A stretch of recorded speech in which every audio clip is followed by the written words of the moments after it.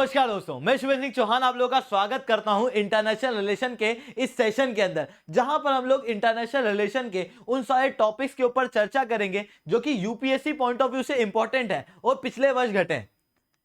तो कौन सी चीजें इंपॉर्टेंट है पहले उनके ऊपर चर्चा करते हैं। तो सिलेबस के अंदर डायरेक्टली लिखा है कि India and it's neighbourhood relation important है, बायलैटरल, रीजनल, ग्लोबल ग्रुपिंग और एग्रीमेंट जहां पर इंडिया इन्वॉल्व है या फिर ऐसी ग्रुपिंग जो इंडिया को अफेक्ट कर रही है या इंडिया के इंटरेस्ट को अफेक्ट कर रही है, ऐसी सारी पॉलिसीज और पॉलिटिक्स जो डेवलप्ड और डेवलपिंग कंट्रियों द्वारा चलाई जा रही है, जो कि इंडिया को, इंडिया के इंटरेस्ट को या फिर इंडिया के डायस्पोरा को इफेक्ट करती है, उन्हें हम लोगों को पढ़ना है। इतना ही नहीं, इंपॉर्टेंट इंटरनेशनल इंस्टीट्यूशन, एजेंसी, फोरा और उनके स्ट्रक्चर, साथ में उनके मैंडेट क्या है, उन सब के बारे में पढ़ना है। मतलब हमको इंडिया का इंटरनेशनल रिलेशन बेसिकली पढ़ना है, ठीक है। तो हम लोग इस सेशन के अंदर, इस सीरीज के अंदर लगभग 10 अलग अलग सेट लाएंगे। इन 10 सेट के अंदर एक एक करके हर एक टॉपिक्स के ऊपर चर्चा की जाएगी। आज इस टॉपिक के ऊपर हम लोग चर्चा करेंगे वो है India and it's neighbourhood relation, जो कि अपने आप में बहुत ज्यादा इंपॉर्टेंट है। बट उसके पहले आप लोग मेरे साथ में SRC10 टेलीग्राम ग्रुप के ऊपर जुड़ सकते हो। क्लास की अपडेट, पीपीटी, पीडीएफ आपको यहाँ पे मिल जाती है। इसके अलावा रोज सुबह 8 बजे हिंदू एनालिसिस की क्लास मेरे द्वारा लाइव ली जाती है, आप वहां पर ही मेरे साथ में जुड़ सकते हो।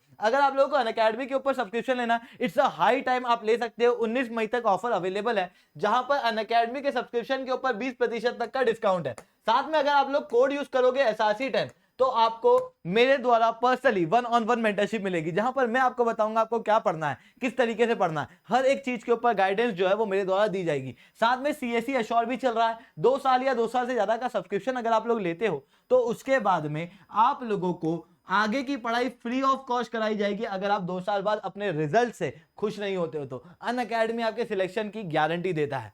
तो चलिए दोस्तों, सबसे पहले बात करते हैं India and it's neighbourhood relation के बारे में, जिसके अंदर सबसे पहला और सबसे ज्यादा जो डायनेमिक रिलेशन हम लोगों को देखने को मिल रहा है वो है इंडिया और चाइना का।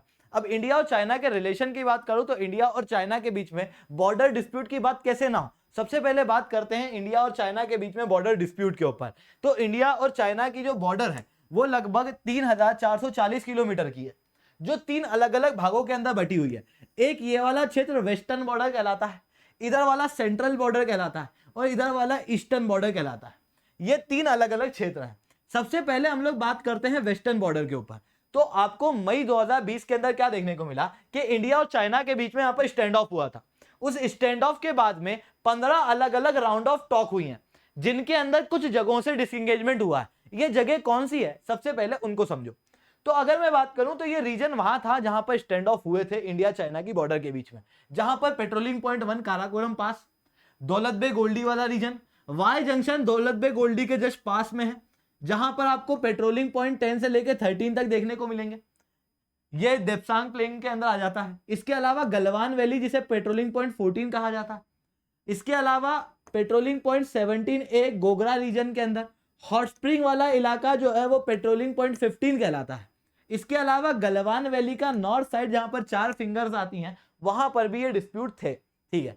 अब ये स्टैंड ऑफ होता क्या है, तो अगर आप भारत और चाइना के बीच की बॉर्डर को देखोगे तो प्रॉपर्ली डिमार्केशन नहीं है। इसके अंदर क्या होता है, कई बार जो 2 देशों की बॉर्डर है वो पेट्रोलिंग करना निकलती है इन पेट्रोलिंग पॉइंट के आसपास। कई बार ऐसा होता है कि दोनों की आर्मी जो है वो आमने सामने से निकल जाए या आसपास से निकल जाए, एक दूसरे के सामने फेस ऑफ हो जाए तो उसे फेस ऑफ कहा जाता है। वहीं दोनों आर्मी एक दूसरे के खिलाफ आमने सामने खड़ी हो जाए तो उसे स्टैंड ऑफ कहा जाता है। तो वो स्टैंड ऑफ हुआ था। उसके बाद में डिसएंगेजमेंट की प्रोसेस शुरू हुई 15 अलग अलग राउंड ऑफ टॉक के अंदर। पर ये टॉक क्यों की गई, सीधी सी बात है, समझना कि इंडिया और चाइना की बॉर्डर के आसपास जो आर्मी है वो खड़ी हुई है। अगर इंडिया केवल अपने सैनिकों को निकाल देता तो हो सकता था कि चाइना की आर्मी जो है वो अंदर एंटर कर जाए, या चाइना हटा देता तो चाइना को ये डर रहेगा कि इंडिया की आर्मी अंदर एंटर कर जाएगी। इस कारण से क्या होता है कि दोनों देशों के बीच में बातचीत होती है, चर्चाएं होती है, जहां पर कहा जाता है कि इस पॉइंट के ऊपर से डिमार्केशन किया जाएगा। तो यहां पर जो चीजें जहां से स्टैंड ऑफ हट चुका है वो है पेंगोंग त्सो लेक, जो कि आपको यहां पर देखने को मिलेगी, नीचे वाला रीजन। साथ में आपको patrolling point 17A, patrolling point 17A ये गोगरा वाला रीजन है हॉट स्प्रिंग के पास में। इसका मतलब ये नहीं है कि हॉट स्प्रिंग के ऊपर डिसएंगेजमेंट हुआ है, हॉट स्प्रिंग के ऊपर अभी तक डिसएंगेजमेंट नहीं हुआ है। इसके अलावा आपको गलवान वैली वाला रीजन देखने को मिलेगा जहां पर डिसएंगेजमेंट हो चुका है पेट्रोलिंग पॉइंट 14 के ऊपर। पर जहां पर डिसएंगेजमेंट नहीं हुआ है वो है पेट्रोलिंग पॉइंट 15 यानी कि हॉट स्प्रिंग वाला इलाका। इसके ऊपर चर्चा की जा रही है कि यहां पर डिसएंगेजमेंट जल्दी ही हो सकता है। डेमचोक और देप्सांग प्लेन के ऊपर चाइना ने अपनी आर्मी बहुत ज्यादा मात्रा में खड़ी की हुई है। यहां पर खतरनाक तरीके से इंफ्रास्ट्रक्चर चाइना द्वारा बना दिए गए, जिसके कारण से यहां पर थोड़ा सा डिसएंगेजमेंट होना मुश्किल है। और जैसा कि जब स्टैंड ऑफ शुरू हुआ था उसके 1-2 महीने बाद ही अंदाजा लग गया था कि यह चाइना की केवल एक चाल है। चाइना जानबूझ करके हमारा अटेंशन पेंगोंग त्सो लेक के ऊपर खींच रहा था, पर उसका असली टारगेट कुछ था तो वो डेमचोक और ये देप्सांग प्लेन वाले रीजन थे। ठीक है, क्योंकि यहाँ पर इंडियन आर्मी को बहुत एक्सेस नहीं मिल पाता है, हमारी जीप वगैरह वहां पर नहीं जा पाती, हम लोग व्हीकल के जरिए नहीं जा पाते हैं।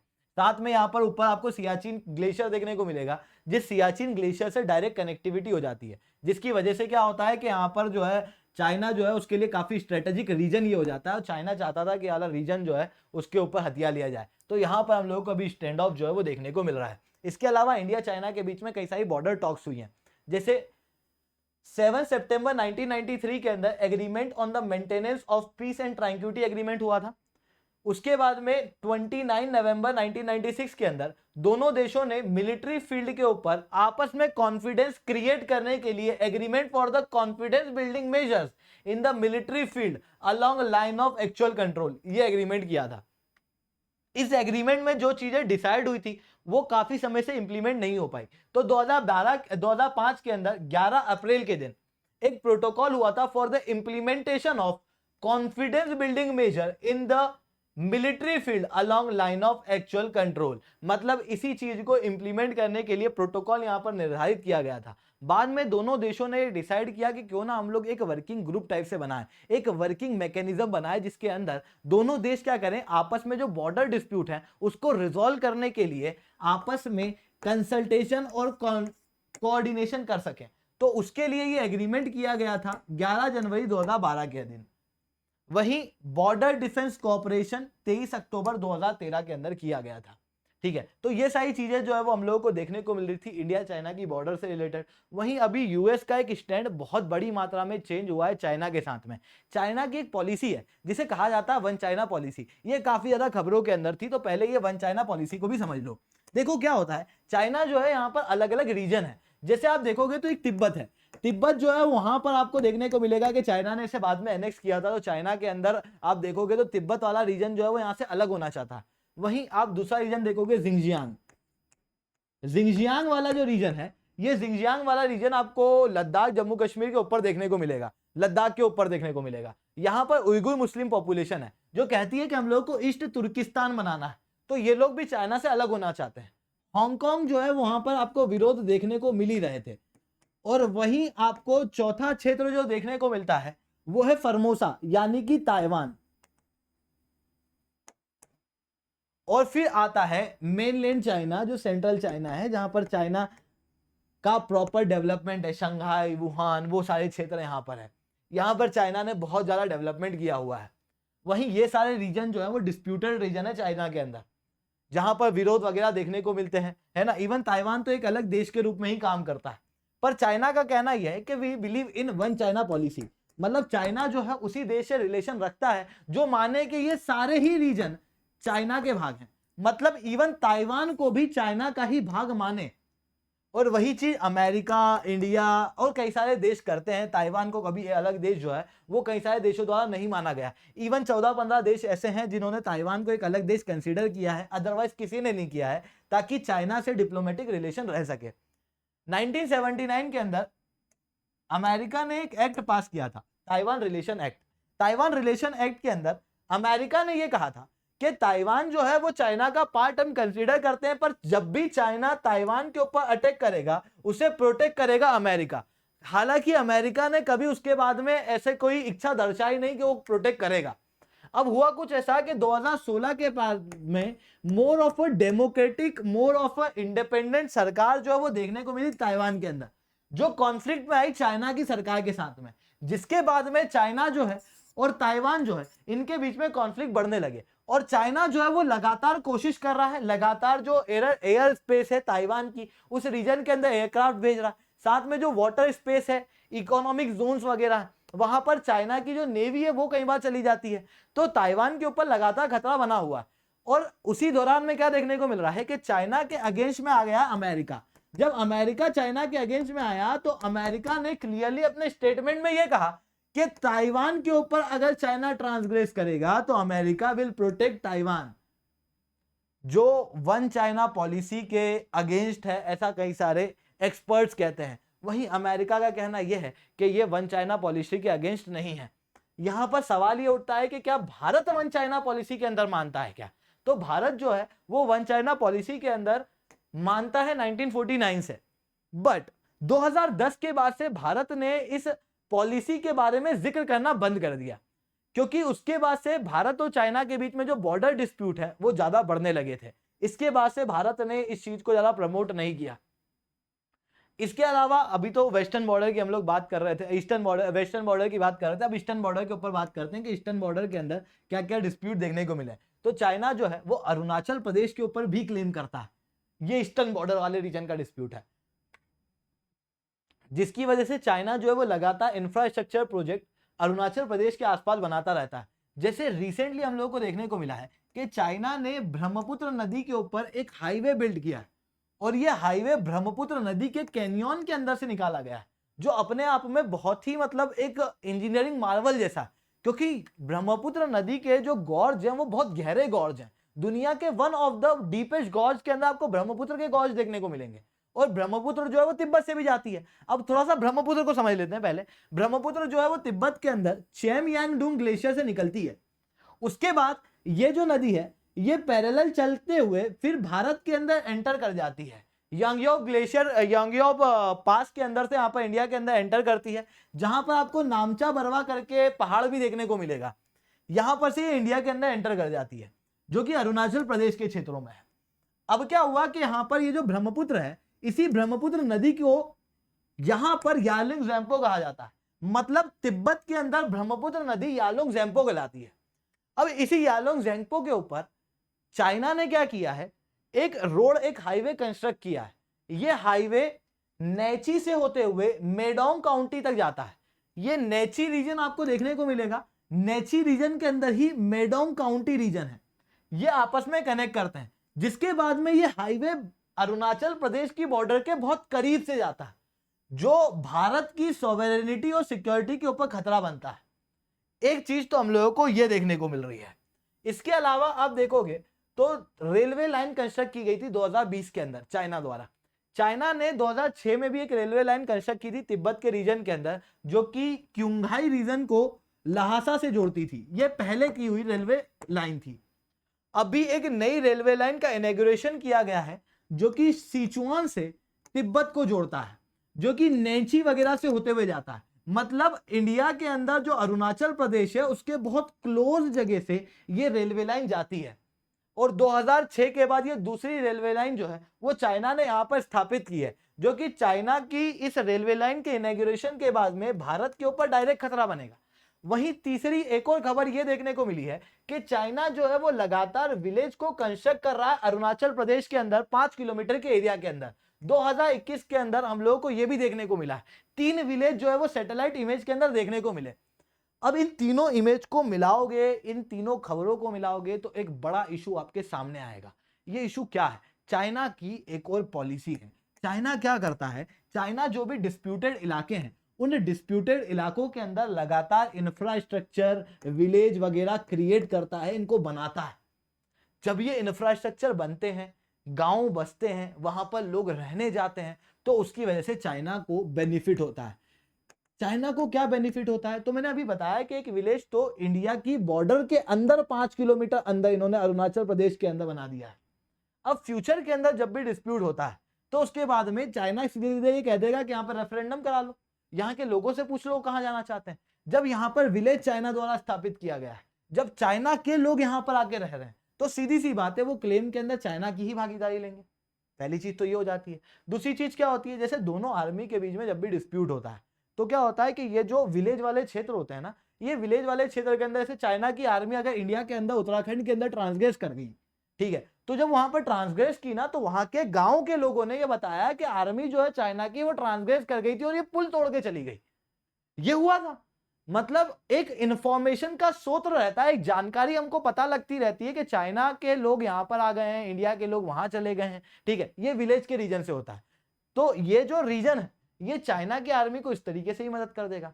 साथ में चाइना क्या कर रहा है, रोड बना रहा है, हाईवे बना रहा है, कनेक्टिविटी प्रोजेक्ट बना रहा है, अपग्रेड कर रहा है यहाँ पर हेलीपैड वगैरह को, जिसकी वजह से क्या हो रहा है कि इन रीजन की कनेक्टिविटी सेंट्रल मेनलैंड चाइना से लगातार बढ़ रही है। अब जब चाइना से यहाँ पर कनेक्टिविटी बढ़ रही है तो उसकी वजह से आप देखोगे तो आर्मी जो है वो इजीली यहाँ पर मोशन कर पाएगी, यहाँ के लोग जो है वो लगातार चाइना के साथ में जुड़े हुए रहेंगे, ठीक है, साथ में यहाँ की जानकारी चाइना के पास तक पहुंच पाएगी। वहीं इसके विपरीत भारत के अंदर क्या हो रहा है, भारत ने एक दौलत बेग ओल्डी के रीजन में हाईवे बनाया था, उसके खिलाफ आपको देखने को मिला चाइना ने स्टैंड ऑफ कर दिया। इसके अलावा आप देखोगे तो जो गांव वाले क्षेत्र हैं बॉर्डर के आसपास वो बहुत रिमोट एरिया में आ जाते हैं, जिसके अंदर कोई कनेक्टिविटी इंडिया दे नहीं पाता है। इंडिया ने अभी तक कनेक्टिविटी वहां पर प्रोवाइड नहीं की, इंटरनेट की सुविधा इतनी है नहीं, है ना, ज्यादा वहां पर हाईवे वगैरह चल नहीं पा रहे हैं, जिसकी वजह से एक तो आर्मी को वहां पर पहुंचने में दिक्कत आती है, तो दूसरी तरफ कई सारे विलेजर्स को ये महसूस होता है कि यार हम लोग यहाँ पर क्या कर रहे हैं, यहाँ पे तो खतरा ही खतरा है। तो ये विलेजर्स जो है वो धीरे धीरे करके यहाँ के रीजन से छोड़ छोड़ के जा रहे हैं। आज ही की खबर थी जिसके अंदर कई सारे विलेजर्स जो हैं वो चाइना की बॉर्डर के यहाँ पर से जो गांव हैं उनको छोड़ छोड़ के अंदर वाले मेनलैंड इंडिया के अंदर और ज्यादा आ रहे हैं, जिसकी वजह से ये विलेज खाली हो रहा है। तो इंडिया जो है उसको यहाँ पर एक माइनस पॉइंट मिल रहा है और चाइना को इधर एक प्लस पॉइंट मिलता हुआ दिखाई दे रहा है। तो ये सारी चीजें जो है वो होती है यहाँ पर। साथ में आप देखोगे तो मैंने आपको एक हाईवे भी पढ़ाया है, एक हाईवे का कंस्ट्रक्शन किया गया है यालुंग जेंगपो के ऊपर, यानी कि ब्रह्मपुत्र के ऊपर। तो ब्रह्मपुत्र के ऊपर वो जो हाईवे है ना वो मदद करेगा चाइना को यालुंग जेंगपो हाइड्रो पावर प्रोजेक्ट के लिए। एक मेगा हाइड्रो पावर प्रोजेक्ट की प्लानिंग जो है वो चाइना द्वारा की जा रही है, जिसके ऊपर भारत बार बार कंसर्न उठाता है कि ये वाला प्रोजेक्ट मत बनाओ क्योंकि इससे इकोलॉजिकल इंपैक्ट भी बहुत ज्यादा है, साथ में इंडिया के ऊपर डायरेक्ट असर पड़ सकता है, ठीक है, क्योंकि ब्रह्मपुत्र के पानी को रेगुलेट करना कोई आसान बात नहीं है, ठीक है, जिसकी वजह से इंडिया के रीजन के अंदर बाढ़ वगैरह भी आ सकती है। तो इंडिया जो है वो लगातार इसके खिलाफ रहा। पर अगर यालुंग जेंगपो के पास से यानी कि ब्रह्मपुत्र के पास से हाईवे बना है तो उस हाईवे की मदद से उस रीजन के अंदर सर्वे वगैरह करना आसान हो जाएगा। तो ये रीजन के अंदर ये जो प्रोजेक्ट है वो इजीली डेवलप कर पाएगा चाइना, ठीक है। इसके अलावा बांग्लादेश के साथ में, बांग्लादेश एक और नेबरहुड है जिसके साथ में इस बार हम लोगों ने 50 वर्ष पूरे किए हैं। किस चीज के 50 वर्ष? बांग्लादेश लिबरेशन वॉर के, जिसके अंदर बांग्लादेश को लिबरेट कराने में भारत ने बहुत इंपॉर्टेंट भूमिका निभाई थी, ठीक है। जो 3 दिसंबर से लेकर 16 दिसंबर 1971 तक का जो युद्ध चला था उसको लगभग 50 वर्ष जो है वो पूरे हो गए, ठीक है। अब ये सब हुआ है तो समझते हैं कि इंडिया और बांग्लादेश के रिलेशन के अंदर क्या खास हुआ इन 50 वर्षों के अंदर। तो अगर हम लोग बांग्लादेश की बात करें तो बांग्लादेश को एक सोवेरन राज्य भारत ने घोषित कर दिया था 6 दिसंबर 1971 में, और भारत उन कुछ कंट्रियों में से एक था, भारत और भूटान, जिन्होंने सबसे पहले बांग्लादेश की सोवेरेनिटी को मान लिया था। अदरवाइज यहां पर ये ईस्ट पाकिस्तान हुआ करता था, ठीक है। इसके अलावा भारत और बांग्लादेश के बीच के जो ट्रेड रिलेशन है अगर हम लोग उनकी बात करें तो इंडिया का बिगेस्ट ट्रेडिंग पार्टनर हमको बांग्लादेश देखने को मिलेगा पूरे साउथ ईस्ट एशिया रीजन में, पूरे साउथ एशिया रीजन के अंदर, जहां पर 9.5 बिलियन डॉलर का व्यापार होता है। अब आप समझना कि भारत बड़ा व्यापारी है क्या बांग्लादेश बड़ा व्यापारी है? सीधी सी बात है, भारत एक डेवलपिंग कंट्री के इसमें है, वहीं Bangladesh one of the least developed country है। तो बांग्लादेश को थोड़ा बेनिफिट देने के लिए बांग्लादेश के कुछ प्रोडक्ट इंडिया के अंदर ड्यूटी फ्री रूप से आते हैं, मतलब कोई ड्यूटी नहीं लगती है। तो ये ट्रेड रिलेशन के अंदर देखने को मिलेगा। वहीं भारत और बांग्लादेश के बीच में 54 अलग अलग नदियां हैं जो कॉमन नदियों के रूप में देखने को मिलेगी। आप बांग्लादेश को देखो तो यहाँ की बॉर्डर आप देखोगे तो पूरी इस तरीके से दिखेगी, जो कि नदियों के डेल्टा ही डेल्टा। इंडिया और बांग्लादेश के बीच में, क्योंकि यहाँ पर इंडिया की ब्रह्मपुत्र नदी भी आ जाती है और यहां से आप देखोगे तो गंगा भी आ जाती है, वो दोनों वहां पर जाके मिल भी जाती हैं। तो यहां पर क्या होता है, काफी ज्यादा मात्रा में नदियां जो है वो बांग्लादेश जाती हैं, और बांग्लादेश और इंडिया के बीच में लगभग 54 अलग अलग नदियां हैं। इन 54 नदियों के लिए जॉइंट रिवर कमीशन बैठाई गई है जून 1972 से, जो आज तक चल रही है, ताकि यहां पर इंडिया और बांग्लादेश के बीच में जो रिवर वाटर डिस्प्यूट्स हैं वो कहीं ना कहीं ठीक रहे। इसके अलावा हम लोग बात करें तो चाइना जो बांग्लादेश है, तो मेरे दिमाग में चाइना चल रहा था फिर चाइना पढ़ा रहा था, तो ठीक है, तो अब बांग्लादेश के अंदर और एक और चीज के ऊपर बात करते हैं। अगर बांग्लादेश की मैं बात करूं ना, तो 2015 के अंदर क्या हुआ था समझना, कि बात तो वैसे 1950s की है, जिस दौरान में नूर नेहरू अकॉर्ड हुआ था। जब नूर नेहरू अकॉर्ड हुआ था तो उस दौरान में बेरूबारी यूनियन वाला रीजन जो है वो नेहरू जी पाकिस्तान को दे के आ गए थे, मतलब आधा आधा बांट दिया था। तो कुछ टेरिटरी उधर चली गई थी जो काफी कॉन्फ्लिक्टेड थी, जिसकी वजह से क्या हुआ था कि इंडिया और बांग्लादेश के बीच में एक डिस्प्यूट ये था कि कुछ रीजन जो कि इंडिया एडमिनिस्टर थे वो एक आइलैंड के रूप में यहाँ पर बांग्लादेश के अंदर देखने को मिल सकते हैं आपको। ये इंडिया के इनक्लेव है ऑरेंज कलर के, ये बांग्लादेश की टेरिटरी में। वहीं बांग्लादेश के इनक्लेव आपको भारत के अंदर देखने को मिलेंगे, ये लाल कलर के दिख रहे हैं आपको, ये बांग्लादेश के इनक्लेव है। अब क्या होता था कि इंडिया का जो एडमिनिस्ट्रेड रीजन है वो अगर बांग्लादेश में होगा तो ये लोग नो मैन लैंड की तरह हो जाएंगे। वहीं अगर मैं बांग्लादेश की बात करूं कि बांग्लादेश का रीजन अगर इंडिया के अंदर है तो वहां के जो लोग हैं वो नो मैन लैंड की तरह हो जाएंगे, क्योंकि इंडिया जो है वो एडमिनिस्ट्रेशन को अलाउ करेगा नहीं। तो वो प्रॉब्लम जो है वो सालों से थी। 2005 के अंदर 100वां संवैधानिक संशोधन किया गया था 6 जून 2015 के दिन, जिसके तहत दोनों देशों के बीच में आपस में एक एग्रीमेंट हो चुका था कि हम लोग इन इनक्लेव को एक्सचेंज करेंगे। तो ये इनक्लेव शांतिपूर्वक ढंग से एक्सचेंज किए गए ताकि दोनों देशों के बीच में जो इरिटेंट आई था वो कहीं ना कहीं ठीक हुआ। इतना ही नहीं, भारत द्वारा बांग्लादेश को असिस्टेंस दिया जाता है, लगभग $10 बिलियन का असिस्टेंस भारत ने दिया था for the orphanage, for education institute, for the culture centre. इतना ही नहीं, भारत जो है वो वीजा के अंदर बांग्लादेश को आसानी से वीजा दे देता है, और अभी तक 1.5 मिलियन लोगों को बांग्लादेश के अंदर वीजा जो है वो भारत ने इशू किया है 2019 के अंदर। वहीं बांग्लादेश और भारत के बीच में कनेक्टिविटी का रिलेशन होना बहुत इंपॉर्टेंट है। क्यों इंपॉर्टेंट है समझना, अगर भारत के मैं नॉर्थ ईस्ट रीजन की बात करूं तो आप अगर नॉर्थ ईस्ट रीजन को देखोगे तो उसको समुद्र का एक्सेस नहीं है, जिसके कारण से अगर मिजोरम के इलाके से व्यापार करना है तो मिजोरम के लोग ऐसे चिकन नेक पॉइंट से घूम के यहां आके फिर कोलकाता से व्यापार करने जाएंगे, बहुत लंबा बढ़ जाता है। आप समझ रहे हो कितना ट्रांसपोर्टेशन कॉस्ट बढ़ जाएगा। तो यहां पर कनेक्टिविटी होना जरूरी है कि भारत और बांग्लादेश के अंदर से बांग्लादेश का पोर्ट भारत को यूज करने का मौका मिले, यह भारत के लिए इंपॉर्टेंट है। नॉट जस्ट दिस, एक और चीज देखोगे आप तो भारत का ये चिकन नेक पॉइंट है। अगर मान लो कि यहां पर कोई अटैक हो जाता है चाइना द्वारा तो नॉर्थ ईस्ट रीजन जो है वो कंप्लीटली दूर हो जाएगा हमसे, मेनलैंड इंडिया से। हम लोग उधर हथियार सप्लाई कर ही नहीं पाएंगे। ऐसी कंडीशन में बांग्लादेश से रास्ता मिलना बहुत जरूरी है। तो यहां पर जो कनेक्टिविटी एग्रीमेंट है इंडिया और बांग्लादेश के, वो इंडिया के लिए बहुत ज्यादा इंपॉर्टेंट हो जाते हैं। साथ में बांग्लादेश के लिए मैंने बताया कि इंडिया जो है, इंडिया के लिए बांग्लादेश जो है वो एक सबसे बड़ा ट्रेडिंग पार्टनर है। कई सारे प्रोडक्ट जो है वो बांग्लादेश के इंडिया के अंदर आते हैं। तो अगर बांग्लादेश के प्रोडक्ट इंडिया के अंदर बांग्लादेश को बेचना है ड्यूटी फ्री रूप से, तो यहाँ पर प्रॉपर इंफ्रास्ट्रक्चर का होना जरूरी है। तो बांग्लादेश के लिए भी कनेक्टिविटी का बेटर होना जरूरी है। चलो, अब बांग्लादेश के लिए कनेक्टिविटी का बेटर होना जरूरी है तो आपको समझ में आया। अब क्या क्या प्रोग्राम चल रहे हैं उनको समझो कि एक हल्दीबारी से चिल्हाती रीजन के अंदर रेलवे लिंक क्रिएट किया गया। ये देख रहे हो, हल्दीबारी से चिल्हाती रीजन के अंदर रेलवे लिंक क्रिएट किया गया, और भी कई सारे रेलवे लिंक जो है वो क्रिएट किए जाएंगे। साथ में दोनों देशों के बीच में हाईवे के एग्रीमेंट हो रहे हैं। जैसे आप देखोगे तो इंडिया, म्यांमार, थाईलैंड, ये लोग आपस में मिलके एक ट्राइलेटरल हाईवे क्रिएट करने की सोच रहे हैं। ऐसी कंडीशन के अंदर बांग्लादेश ने क्लियरली कहा है, India, Myanmar, Thailand trilateral highway start from India and goes to Thailand via Myanmar. Recently, Bangladesh has shown its willingness to join a tripartite highway. इस ट्राइपेटाइट हाईवे के अंदर बांग्लादेश भी जुड़ना चाहता है। नौ जजेस, साथ में बांग्लादेश, भूटान, इंडिया और नेपाल, इन चारों देशों के द्वारा एक मोटर व्हीकल एग्रीमेंट भी किया जा रहा है, जिसको ऑप्टिमाइज करने के ऊपर इंडिया और बांग्लादेश दोनों ही प्रॉपर रूप से काम कर रहे हैं। वहीं इंडिया और बांग्लादेश के बीच में protocol on inland waterway transit and transport जो है वो साइन हुआ है। इसका सेकंड वाला पार्ट जो है वो साइन हो चुका है। पर ये क्यों हुआ, मैंने आपको बताया कि इंडिया और बांग्लादेश के बीच में से 54 अलग अलग नदियां जाती हैं। तो ऐसी कंडीशन के अंदर इंडिया और बांग्लादेश के अंदर वाटरवे से भी कनेक्टिविटी हो सकती है, इनलैंड वाटरवे से। उसको प्रमोट करने के लिए कुछ नए पोर्ट यहां पर बनाए गए हैं, कुछ पुराने पोर्ट के एग्रीमेंट को रिन्यू किया गया है। इसके अलावा अगर मैं बात करूं पावर कॉर्पोरेशन की, तो बांग्लादेश जो है वो 1160 मेगावाट तक की पावर जो है वो इंडिया से खरीदता है। ठीक है, तो ये इंडिया और बांग्लादेश के बीच के रिलेशन के अंदर खास था। वहीं इंडिया और नेपाल के रिलेशन के बीच में क्या खास है, तो इंडिया और नेपाल के रिलेशन को समझने से पहले समझो कि यहाँ पर आपको लिपू लेक करके दिखता है उत्तराखंड के अंदर।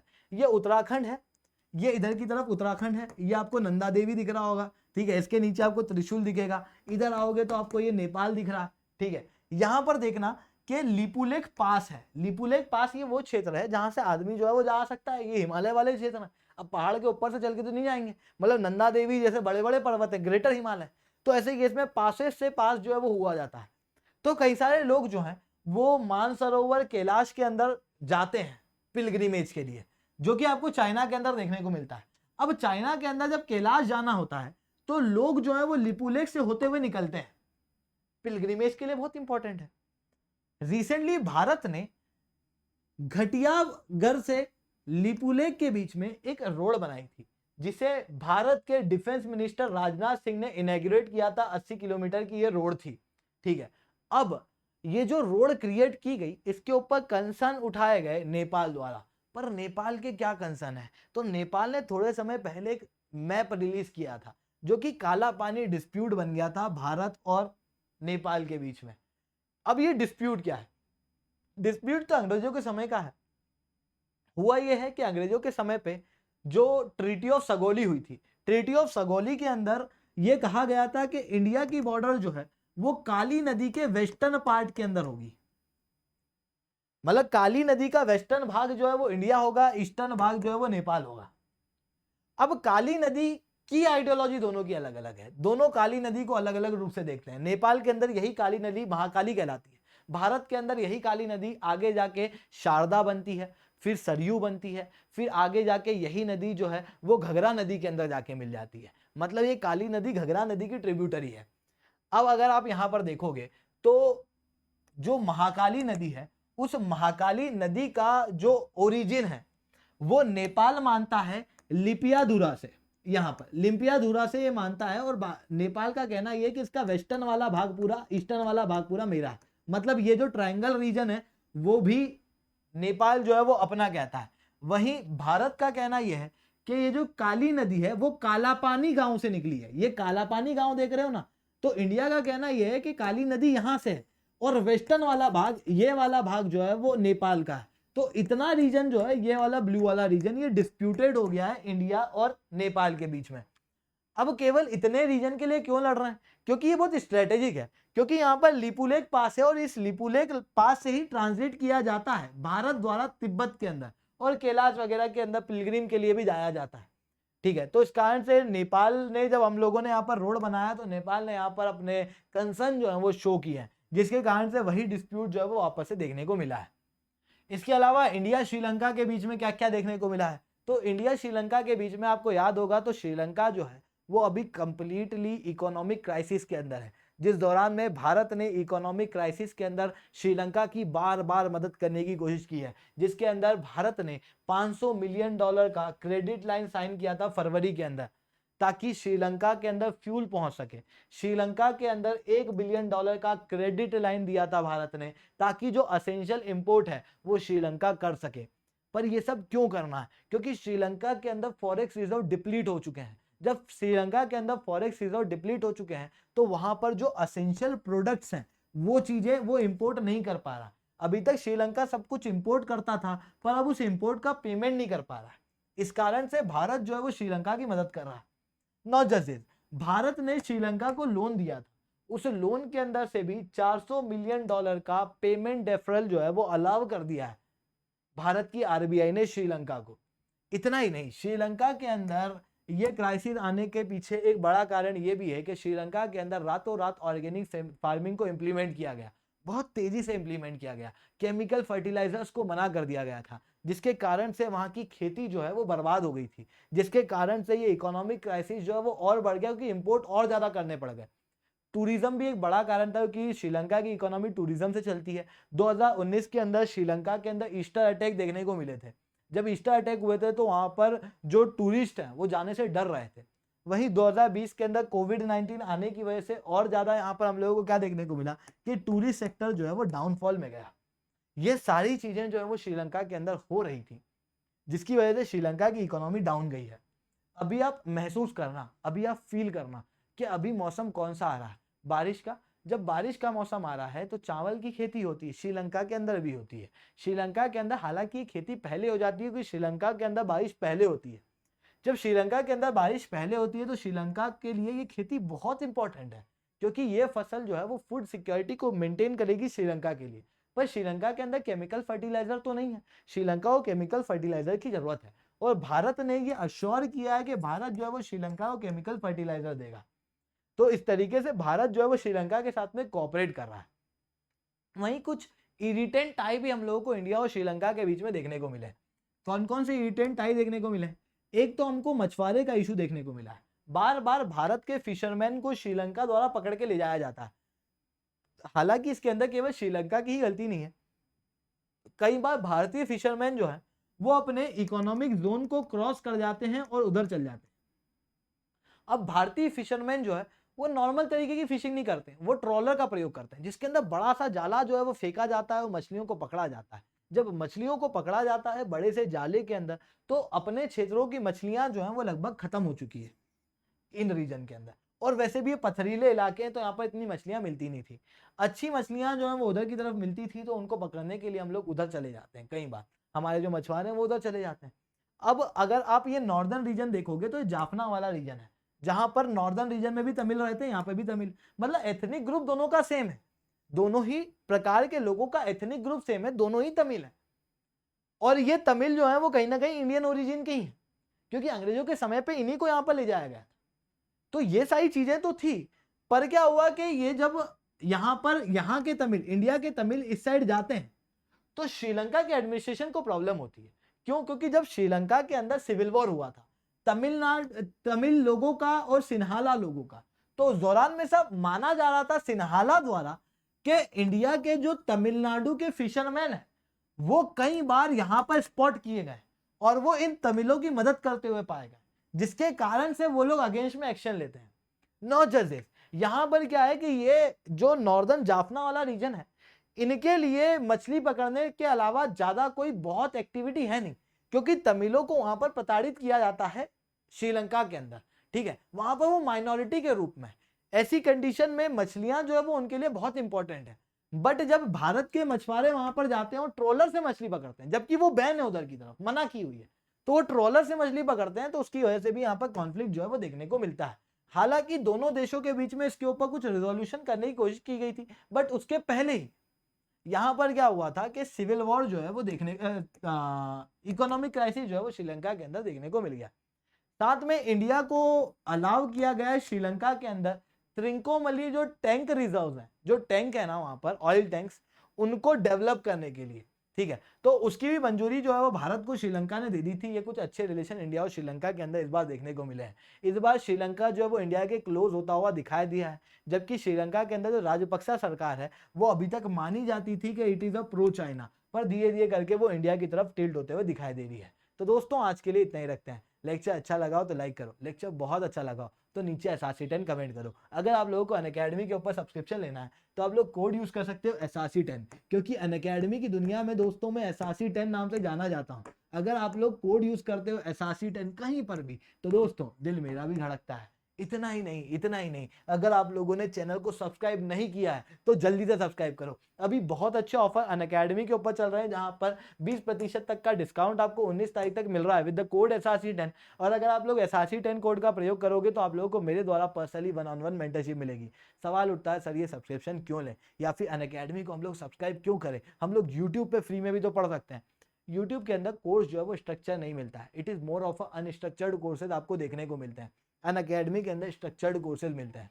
साथ में अनअकैडमी के अंदर दूसरे प्लेटफॉर्म के मुकाबले ये ज्यादा बेनिफिट है कि अनअकैडमी का जो सब्सक्रिप्शन है ये एक ऐसा सब्सक्रिप्शन है जहां पर बेटर फैसिलिटी है, जहां पर बेटर फैकल्टी है, जहां पर बेटर रूप से आपको एक चीज देखने को मिलेगी, दैट इज रिजल्ट। अनअकैडमी का रिजल्ट बोलता है। अगर मैं अनअकैडमी की फैसिलिटी की बात करूं तो लाइव क्लास आपको अनअकैडमी के अंदर देखने को मिलती है। लाइव क्लास के साथ में आपको यहां पर देखने को मिलता है कि वन ऑन वन मेंटरशिप बच्चों को दी जाती है। साथ में क्लास के अंदर आप हाथ उठा सकते हो, डाउट पूछ सकते हो। इतना ही नहीं दोस्तों, और भी बहुत कुछ है। आप अपने फेवरेट एजुकेटर को देखो जो कभी किसी और प्लेटफॉर्म पे पढ़ाया करते थे, आज वो अनअकैडमी के ऊपर है। क्यों? क्योंकि जहां पर जो बेस्ट है वो अनअकैडमी पे है। अनअकैडमी के अंदर पिछले बार 170 से ज्यादा टॉपर्स देखने को मिले हैं। ये टोटल सिलेक्शन में से 1/4 था। मतलब इंडिया के अंदर सारे कोचिंग इंस्टीट्यूट एक तरफ, अनअकैडमी का रिजल्ट एक तरफ, हर चौथा बच्चा जो सिलेक्ट हुआ वो अनअकैडमी से था। तो आप भी चुनो अपने लिए बेस्ट, सब्सक्राइब करो, SRC 10 कोड का प्रयोग करो। आज के लिए इतना ही। जय हिंद, जय भारत।